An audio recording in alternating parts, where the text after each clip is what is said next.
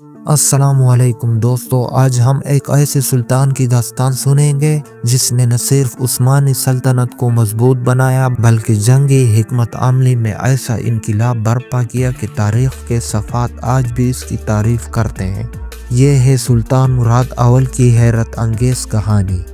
1326 عیسوی میں عثمانی سلطنت کی ابتدائی دن اورہان غازی کے محل میں ایک بیٹے کی پیدائش ہوئی جسے نام دیا گیا مراد۔ مراد کی پرورش میں فوجی تربیت اور روحانی تعلیم کو مرکزی اہمیت دی گئی۔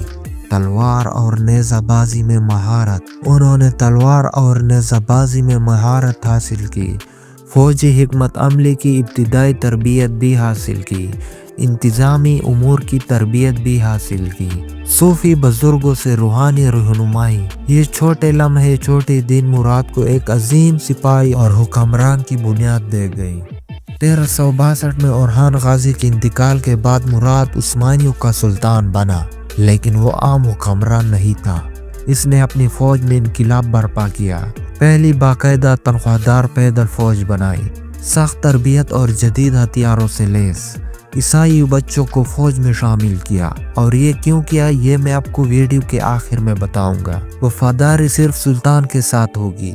غریب بچوں کے لیے ترقی کے مواقع، ہلکی اور بھاری گھڑ سوار کی علیحدہ یونٹس بنائی، ہر یونٹ کی مخصوص ذمہ داریاں۔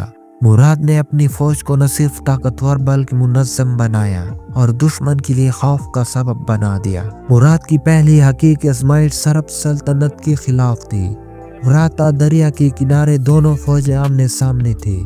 جنگ کی حکمت عملی کیا تھی؟ رات کے اندھیرے میں حملہ، تیز رفتار پیش قدمی، دشمن کو گھیر کر شکست دینا۔ نتیجہ سرب فوج مکمل شکست، سرب حکمران ولکاشین مارا گیا۔ عثمانیوں کی فتح نے یورپ میں پہلا قدم مضبوط کیا۔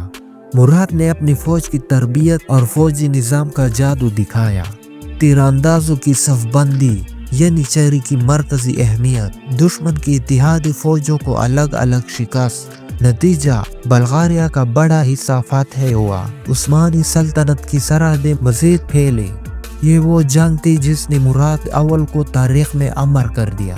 فوجی طاقت، عثمانی 27,000 سے 40,000 سپاہی تھے، سرب اتحاد 12,000 سے 30,000 سپاہی۔ مراد کی ترتیب، مرکز میں مراد خود تھا، بائیں بازو بیٹا بایزید تھا، دائیں بازو یعقوب تھا۔ حکمت عملی کے 4 مراحل تھے۔ تیر اندازی سے دشمن کے صفے درہم برہم کرنا، یعنی چہرے کا اچانک حملہ کرنا۔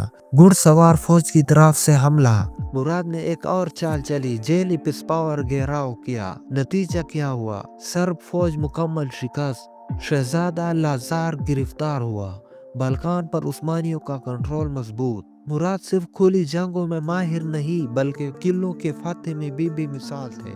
مضبوط قلعوں کو الگ الگ فتح کرنا، سپلائی لائن کاٹنا، مرکزی حملہ جب دشمن کمزور ہو جائے۔ انتظامی حکمت عملی، فتح شدہ علاقوں میں فوری انتظام، مقامی لوگوں کو انصاف دینا، مذہبی آزادی کا تحفظ۔ مراد نفسیاتی جنگ کے بھی ماہر تھے، تیز رفتار پیش قدمی سے دشمن حیران، رات کے حملے سے دشمن کا مورال ٹوٹنا، جیلی پسپائی سے دشمن کو غلط فیصلے کرنے پر مجبور کرنا۔ اپنی فوج کی مورال، فرنٹ لائن پر خود کمانڈر، سپاہیوں کے ساتھ کھانا، ہر سپاہی کو عزت دینا۔ 1399 میں کوسو کی فتح کے بعد میلوش اوبیلیچ نے مراد پر حملہ کیا۔ مراد شدید زخمی ہوئے اور شہید ہو گئے۔ ان کے الفاظ یہ تھے: اللہ کا شکر ہے کہ میں جہاد میں شہید ہو رہا ہوں۔ اپنے دور حکومت میں مراد اول نے کیا کیا کام کیے؟ 27 سال کی حکومت میں مراد اول نے سلطنت کو یورپ میں پھیلایا۔ مضبوط فوج اور انتظامی نظام، پہلے عثمانی حکمران جنہوں نے سلطان کا لقب استعمال کیا۔ دوستو، سلطان مراد اول کی کہانی ہمیں یہ سکھاتی ہے کہ عظیم لیڈر صرف جنگیں نہیں جیتے بلکہ جنگ کے فن کو بدل دیتے ہیں۔ دوستو، میں نے آپ کو بتایا تھا کہ سلطان مراد نے عیسائی بچوں کو فوج میں شامل کیوں کیا تھا اور کہا تھا کہ یہ ویڈیو آخر میں بتاؤں گا۔ تو سنو، سلطان مراد نے عیسائی بچوں کو فوج میں کیوں شامل کیا اور ان کا ایک الگ فوج کیوں بنایا تھا۔ سلطان مراد نے عیسائی بچوں کا فوج اس لیے بنایا تھا وفاداری اور کنٹرول۔ عیسائی بچوں کو کم عمری میں لے کر اسلامی تعلیم، ترک زبان اور فوجی تربیت دی جاتی تھی۔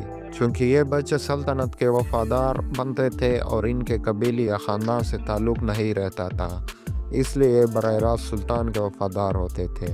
तरबियत याफ्ता और पेशावर फ़ौज। ये फ़ौज मुकम्मल तरबियत याफ्ता, डिसिप्लिन में सख्त और सिर्फ सुल्तान की इताअत गुजार होती थी, जिससे बगावत का ख़तरा कम होता था। दूसरे कबाइल पर इन्हिसार कम हुआ। उस्मानी सल्तनत तुर्क कबाइल पर ज़्यादा इन्हिसार करती थी।